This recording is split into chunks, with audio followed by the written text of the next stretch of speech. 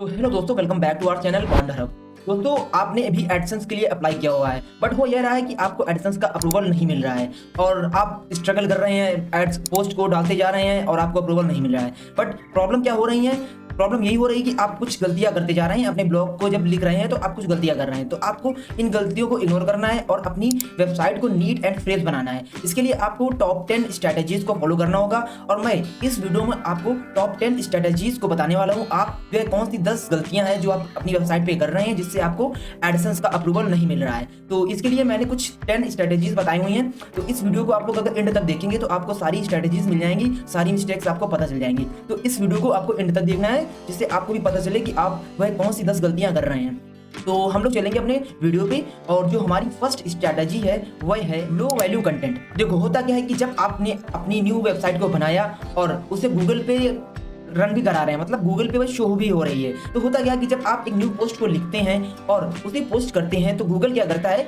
कि जो आपकी व्यूवर्स है या फिर आपके कंटेंट से रिलेटेड कोई भी व्यूवर्स है, गूगल उसको वह पोस्ट को दिखाता है। जब आप उस पोस्ट को लिखते हैं तो उससे रिलेटेड कई सारी पोस्ट और भी गूगल पर पड़ी होती हैं ऑलरेडी। होता फिर क्या है कि जब आपने पोस्ट को गूगल पे पोस्ट किया तो गूगल ने आपकी पोस्ट को सजेशन में जो रीडर आया उसको दिखाया। उससे होगा ये कि जब आपकी जो पोस्ट है उसमें वैल्यूएबल कंटेंट होगा, उसमें इंफॉर्मेशन जेन्युइन होगी और रियल होगी और सफिशिएंट इंफॉर्मेशन होगी, तो गूगल है आपकी पोस्ट को रीडर को दिखाएगा। और पिछली बात है कि गूगल आपकी ही पोस्ट को दिखाएगा जिससे जो व्यूअर आया है आपके ब्लॉग को पढ़ने, उसे सारी इंफॉर्मेशन एक ही ब्लॉग में मिल जाए। तो आपको अपनी पोस्ट में एक ऐसा यूनिक ब्लॉग लिखना है जिस पर सारी इंफॉर्मेशन अवेलेबल हो, जो रीडर हो आपके ब्लॉग को रीड करे तो उसे सारी इंफॉर्मेशन मिल जाए। देखो, यह एक मोस्ट इंपॉर्टेंट फैक्टर है, इसको आपको समझना होगा और आपको एक हाई क्वालिटी कंटेंट लिखना होगा।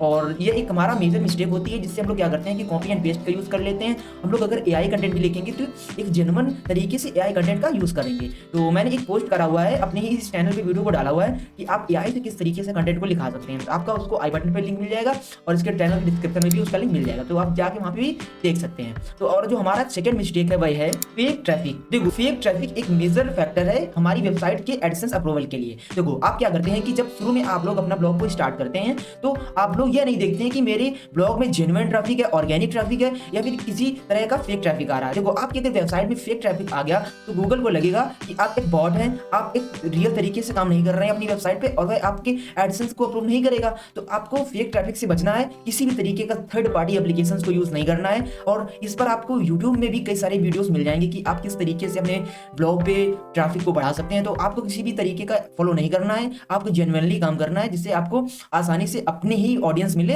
और वह डेली आए आपके ब्लॉग को रीड करे। तो ये एक मेजर फैक्टर है जो कि आपको इग्नोर करना है और जेन्युइनली अपने ब्लॉग पे काम करना है। और जो हमारा चौथा फैक्टर है, मिस्टेक है, वह है लैक ऑफ कस्टम डोमेन। इसका मतलब यही है कि जब आप लोग शुरू में ब्लॉगिंग को स्टार्ट करते हैं तो आप लोग ब्लॉगर का यूज करते हैं या फिर किसी और प्लेटफॉर्म का यूज करते हैं, जिससे होता यह है कि अगर आपके पास कोई भी कस्टम डोमेन नहीं होगा तो यूजर जो होगा वह आपकी वेबसाइट पे क्यों ही भरोसा करेगा। इससे होगा यह कि अगर आपके पास अपना खुद का एक डोमेन होगा, गूगल उसको भी प्रमोट करता है और जो रीडर्स होते हैं उसको वहां पर आकर रीड भी करते हैं। तो आपको कस्टम डोमेन को बाय करना है और अगर आपको कस्टम डोमेन बाय ही करना है तो आप मेरे डिस्क्रिप्शन में लिंक होगा, वहां से जाकर एक कस्टम डोमेन को बाय कर सकते हैं जो कि होस्टिंगर की तरफ से है। अगर आप मेरे कूपन कोड का यूज करेंगे तो आपको 15% तक का डिस्काउंट मिल जाएगा, तो आप यहां से जाकर जरूर उससे बाय करें, ठीक है। और चलते हैं अपने आगे वाले टिप्स की और अगली मिस्टेक को समझते हैं। और जो हमारी अगली मिस्टेक है वह है वायलेशंस ऑफ रूल्स। मतलब कि आप जब एडसेंस के लिए अप्लाई करेंगे तो आपको एडसेंस के रूल्स को फॉलो करना होगा।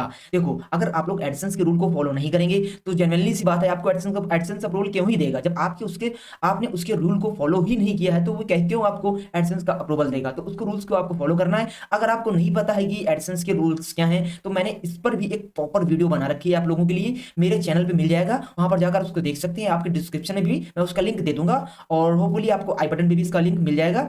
तो उस वीडियो को भी जाकर देखें जिससे आपको यह पता चले कि आपको कौन कौन से गाइडलाइंस को फॉलो करना है। तो अब चलते हैं अपनी अगली स्ट्रेटेजी की ओर जो कि है प्रॉब्लम विथ नेविगेशन। देखो, इसको समझिए, प्रॉब्लम विथ नेविगेशन का मीनिंग क्या है। देखो, अब क्या होता है कि जब आपने अपनी वेबसाइट को बनाया, ठीक है, अब आपने वेबसाइट तो बना दी, उस पर ब्लॉग को भी पोस्ट कर रहे हैं अपने और रीडर्स जो है आपके ब्लॉग को रीड कर रहे हैं, अच्छा खासा आपका ब्लॉग में वॉल्यूम आ रहा है। देखो, अब क्या होगा कि जो रीडर एक बार आपके ब्लॉग को आकर रीड कर रहा है, उसे ब्लॉग अच्छा लगा, अब वह आपके ब्लॉग से एग्जिट हो गया।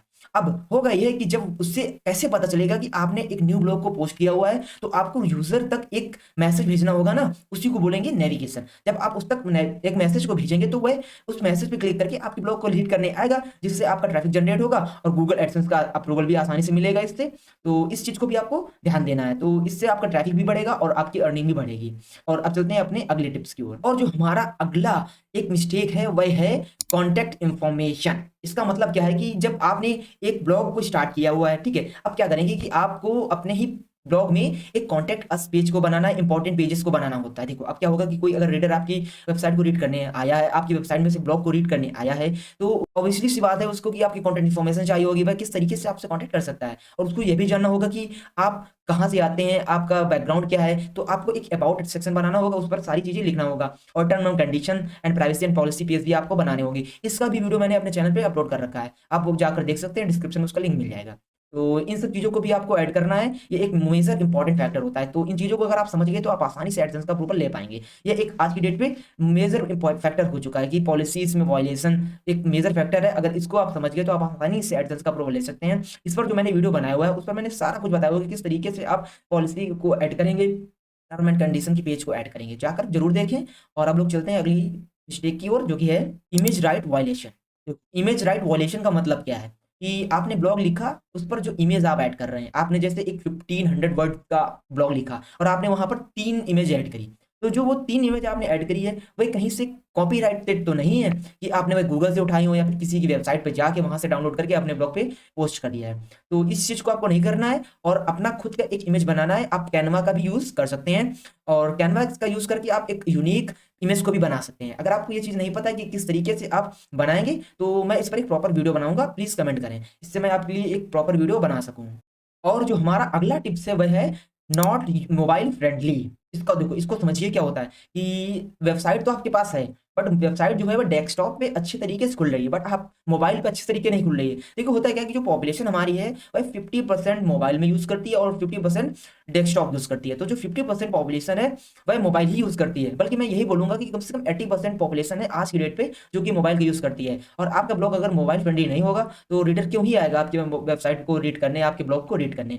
तो अगर आपकी वेबसाइट यूजर फ्रेंडली होगी, मोबाइल फ्रेंडली होगी, तो आपको अच्छी खासी व्यूज मिलेंगे, क्लिक्स मिलेंगे और अर्निंग आपकी स्टार्ट हो पाएगी, और इससे आपको एडसेंस का अप्रूवल भी मिलेगा। तो इस चीज को भी आपको क्लियर करना है और अपने ब्लॉग को सेटअप करना है। अब चलते हैं अपने अगली मिस्टेक की ओर। और जो हमारी अगली मिस्टेक है वह है मोर एड्स।